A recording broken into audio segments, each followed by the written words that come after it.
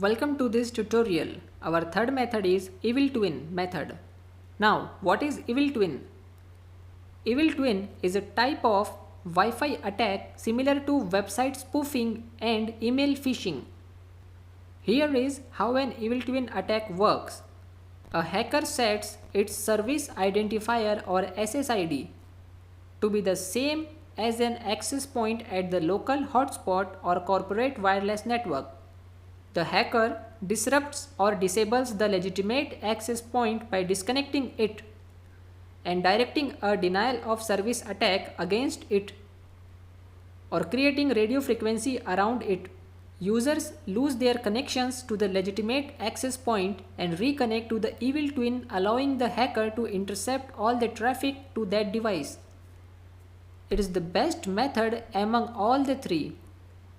So this is the short explanation about Evil Twin method. That's it for this tutorial. See you in the practical session.